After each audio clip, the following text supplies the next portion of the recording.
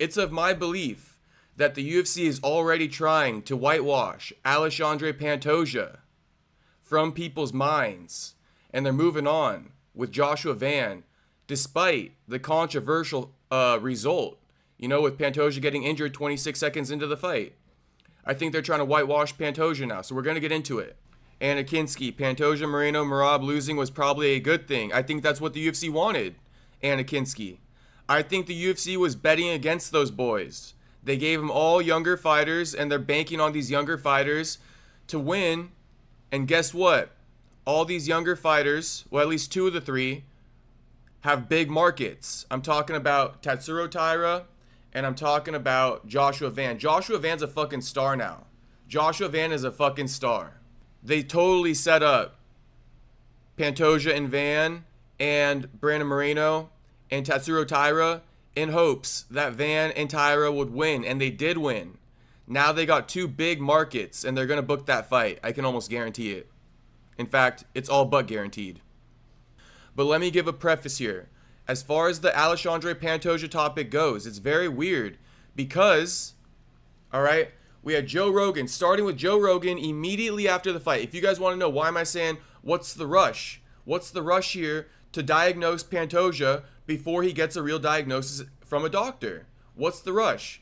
Here's what I'm talking about. Joe Rogan already putting it in the air in the post-fight Octagon interview with Joshua Van, saying, look, you might be able to run it with Taira first because Pantoja's shoulder is very badly injured and he's going to be out for a long time. This was like a minute after the injury happened. Literally a minute after the injury happened, Joe Rogan saying, oh my goodness gracious, Pantoja going to be out for a hot minute. Van, you're probably going to have to defend against someone else. I believe they told him that in his fucking ear. That little earpiece that Joe Rogan wears, they told him, they said, hey man, tell Van he's probably going to fight Taira next. Pantoja's going to be out for a long time. That's crazy to me.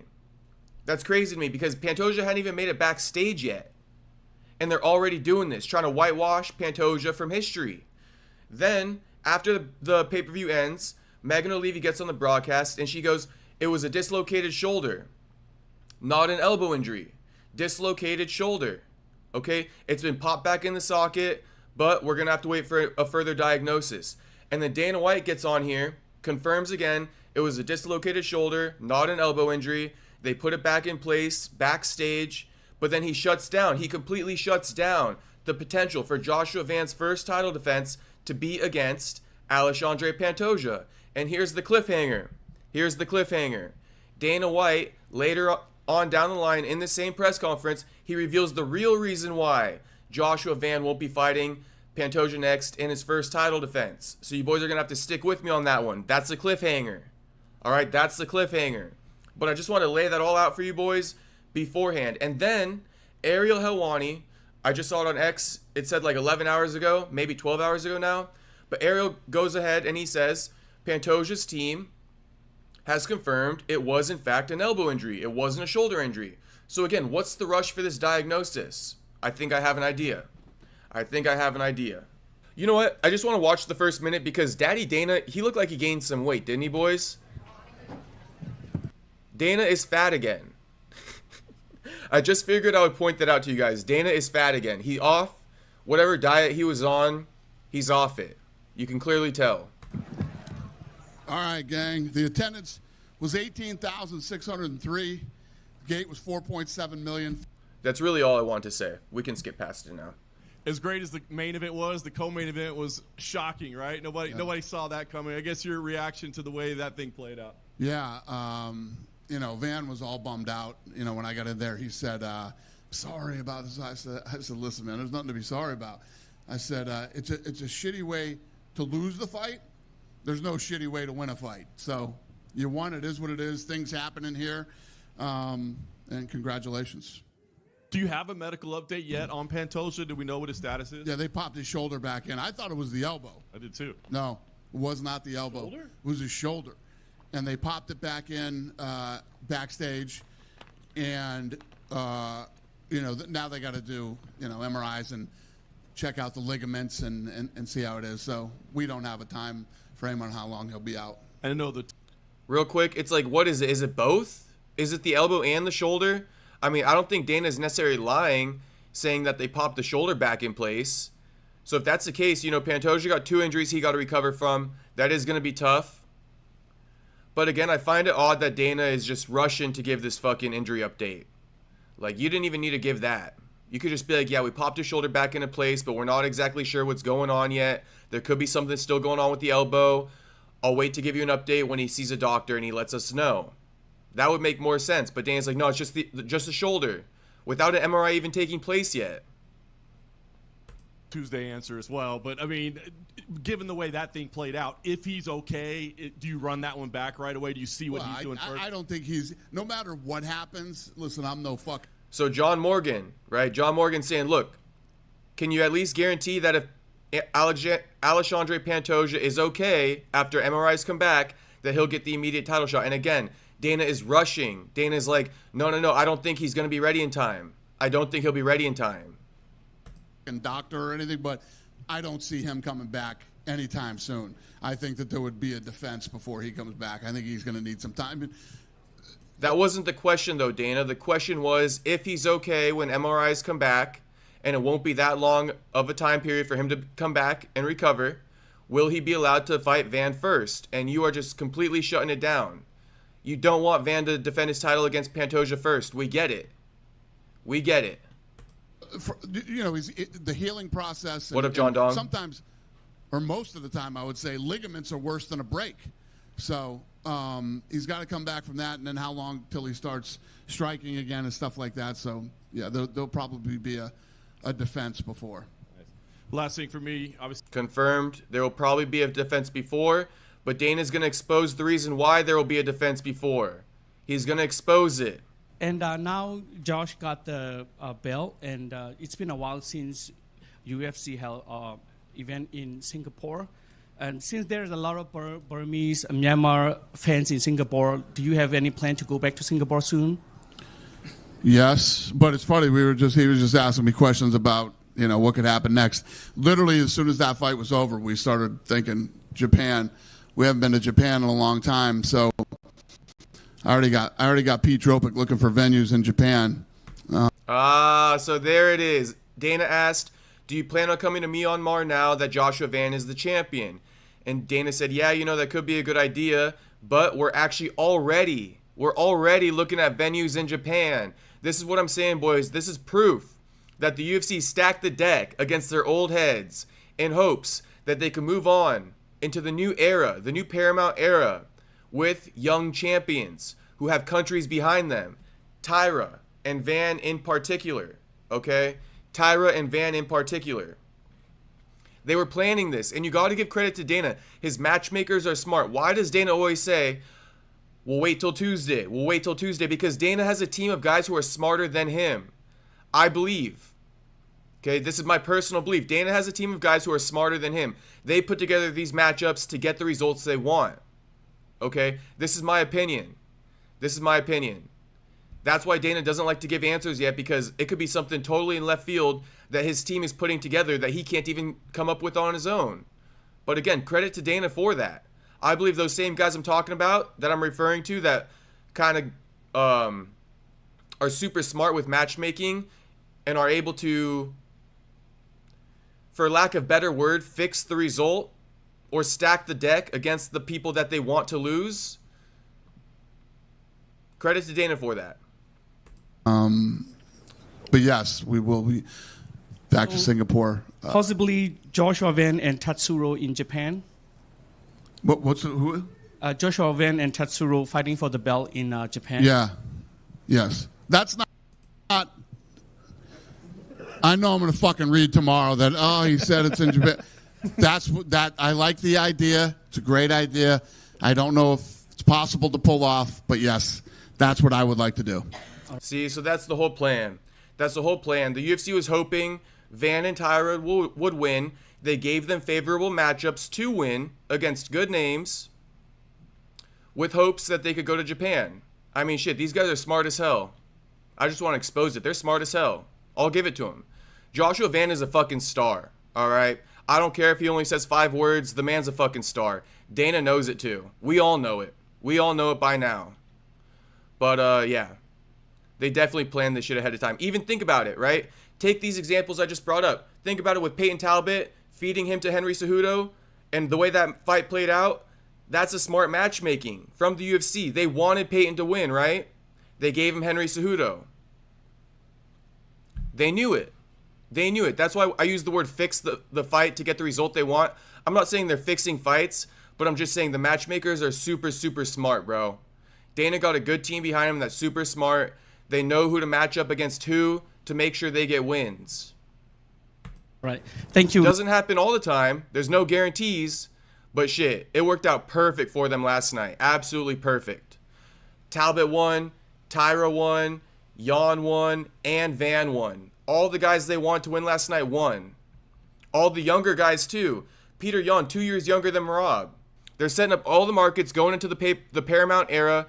It couldn't be better for the UFC right now. And honestly, let me add one more thing on top of that. Peter Yan, Joshua Van, this is no shade to the people they beat, but I like them being champions more. I like them being champions more because the UFC is kind of corny right now. Okay, and not to even call Pantoja corny or Merab corny, but I'm sure you guys get what I'm trying to say. Pantoja's super respectful, right? Super humble, and good for him. That's fine, right? And then Merab, he a funny guy. He a jokester. He makes a lot of skits, a lot of videos. But what I like, I'm just going to tell you guys what I like. I like the guys like Nate Diaz, personality, you know, gangster, from the streets almost. And that's what Peter Yan and Joshua Van are. They're cut from Nate Diaz cloth, right? And they actually became champions, right? Imagine if Nate Diaz was good enough to become a champion. That would have been crazy. Well, these guys are, and they became champions last night. I believe the UFC's happy about that. Because guess what? They're also strikers, right? They're not grapplers like Pantoja, like Merab. This sells more. Can you say like hello to like a lot of millions of Burmese fans, Myanmar fans? Hi, Burmese fans. Thank you. All right. Look at him. Look at him. He loves the Burmese fans, and so do I. Shout out to all the Burmese fans that were in the stream last night. Dana loves them, and so do I. If you saw the numbers that Joshua Van pulled in last night, you would be just like Dana. Hi, Burmese fans. Look at him. Look at him. He cheesing from ear to ear, bro. He can't even contain it. Shout out to everybody from fucking Myanmar. All right? Shout out to Myanmar. Myanmar fans. Hi, Burmese fans. Thank you. All right. He's about to go to Myanmar and kiss the wall, boys. Dana about to go to Myanmar and kiss the wall. Get it ready for him, boys. Happy holidays. Happy holidays. Dana. All right. So here's what Ariel said. Alexandre Pantoja injured his elbow as we initially suspected. Not his shoulder per his team. Not sure why they kept saying after the event it was his shoulder. His team says no injury to his shoulder. The initial hope is it was a dislocation. Okay, so there's no injury to the shoulder at all. Very odd. Did Dana lie about putting the shoulder back in place? I don't know. We're getting two conflicting reports here. That's all I can say. Literally all I can say. Ariel saying something completely different than what Dana White and Megan O'Leary reported. Now, should we go back and see what Megan O'Leary said? Are we able to find that? Here's just a quick sentence. Megan O'Leary announced on the broadcast that doctors claimed it was the shoulder. This is false. Okay? But what I do want to go over, is I want to show you guys what I'm talking about with Joe Rogan. All right? Shout out to everybody in the stream because this is going to get edited out once it gets posted. So if you're in the stream, you're one of the lucky few. Let's listen to Joe Rogan's post-fight Octagon interview with Joshua Van. Him already speaking on the injury before Pantoja even makes it to the back. It's crazy. Ladies and gentlemen. But I just explained to you guys why that happened, right? Joshua Van is a star. They're planning to go to Japan. They had Tyra on the card in hopes he would win so that they could book Van versus Tyra for the first title defense in Japan. Is it all making sense to you boys now? Now we got the power of hindsight, right? 2020. I told you guys before, my hindsight better than 2020. It's 25-25. Whatever the best of the best vision is, that's what I got in hindsight. Okay?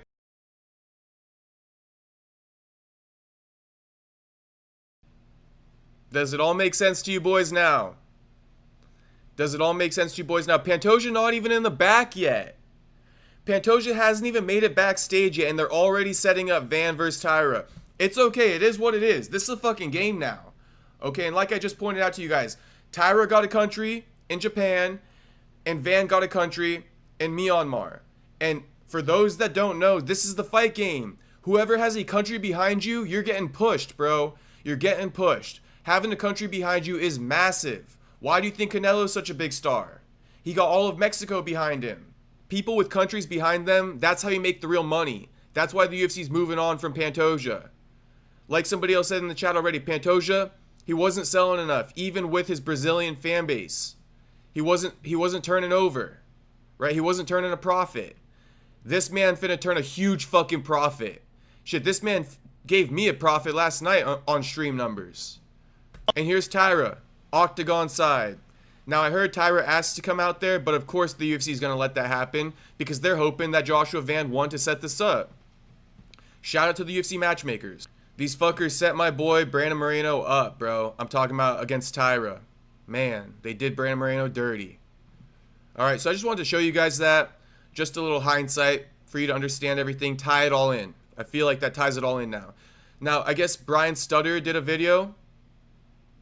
But Stutter says, oh, they may want to hire some new doctors or check the communication feeds. Was absolutely not a shoulder dislocation.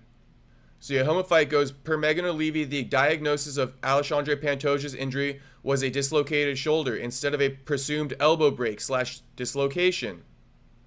And Stutter goes, we all clearly saw the elbow go out on the replay. He has to be a translation issue or something because he absolutely hurt his elbow. Let me just peep this Stutter YouTube channel and see. We probably won't watch this whole thing unless it's really good. 8 minutes? Alright, we could do 8 minutes. AD Kid, the UFC setting up Tyra for the fight. Come on, man, the UFC be fixing fights. Hey, they don't be fixing it, but they do everything but fix it. You feel me? They do everything but fix it. And shout out to the matchmakers, man. They're smart as hell.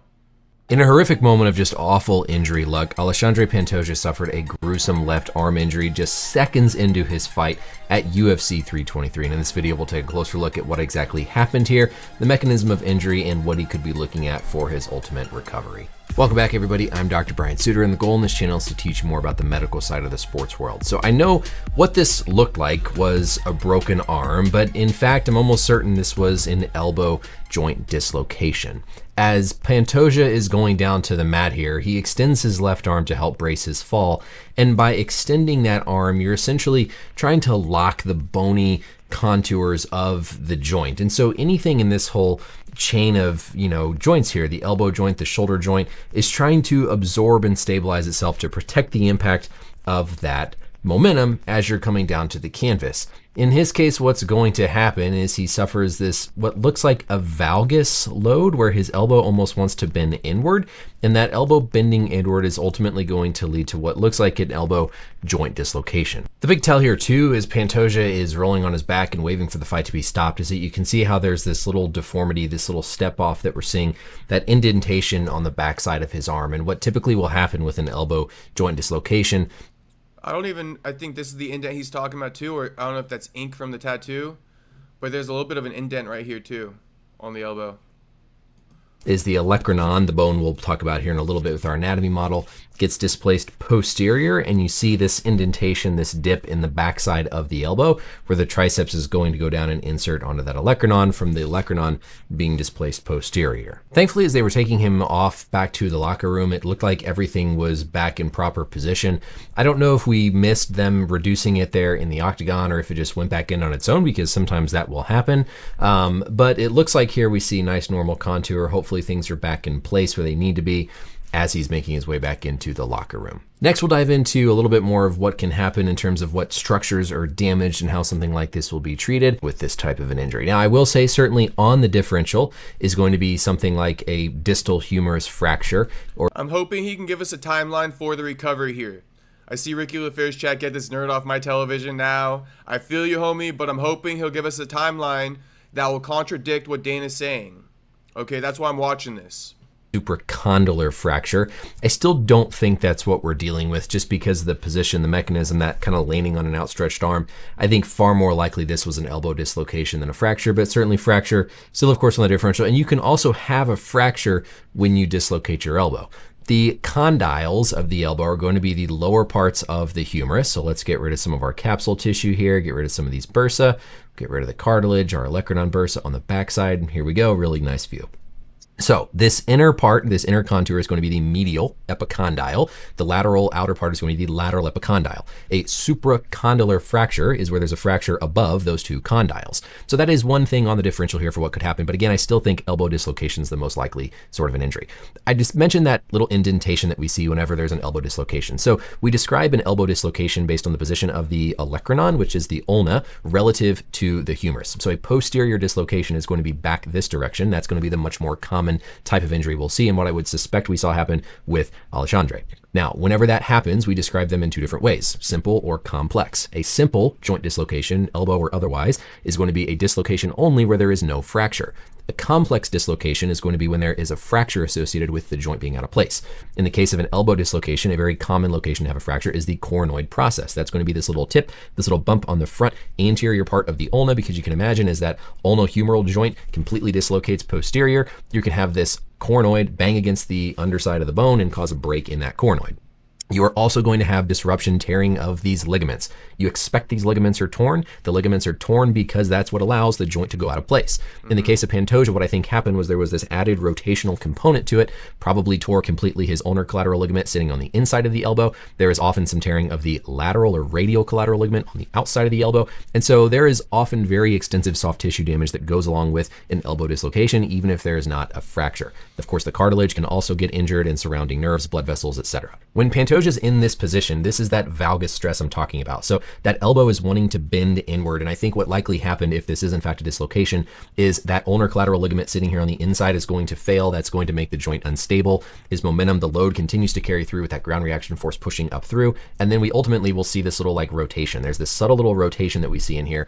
That is when I think the joint completely dislocated. Unlike a finger, a shoulder dislocation, an elbow dislocation can be extremely hard to reduce. And oftentimes you have to get somebody to the hospital, sedation, and then get it back put in place. There's also a lot of very important blood vessels and nerve structures that run around the elbow, the median nerve, the ulnar nerve, radial nerve, arteries in the front. And so with any joint dislocation, but especially something like the elbow, you've absolutely got to make sure that they have good neurovascular exam before and after you reduce the joint. Treatment here is very broad, depending on just the situation with the individual athlete, their sport, and then what injuries occur.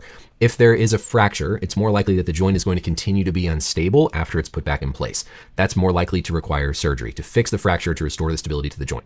If there's no fracture and it's just a simple dislocation, we'll often put them in a splint, immobilize the elbow for a couple of weeks, but then assuming that there's gross stability there, you rarely need surgery for a simple elbow dislocation. Now, a lot of that is sport specific, right? If you've got a high level baseball player who it's their dominant side, there's going to be damage to the ulnar collateral ligament. Most likely, you're probably going to have surgery to reconstruct it. If it's the non-dominant side of an athlete, now mixed martial arts a little bit different, right? You're grappling, there's a lot more load, there's landing, etc.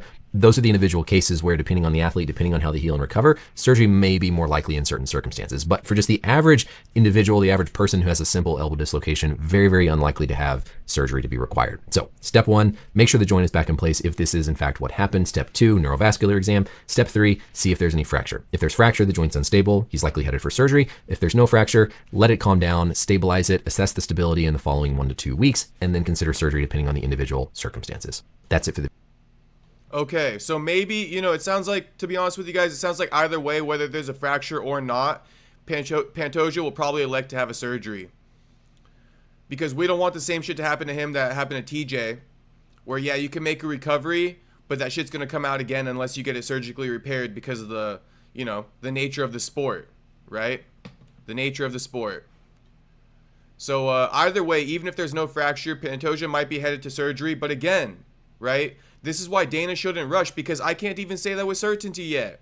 Maybe Pantoja will elect to not do a surgery, and he'll just take 6 months off and recover and heal. And if he wants to do that, then why can't you run it back with Joshua Van right away? I guess because they want Van versus Taira in Japan, right? They want a big fight. I get it.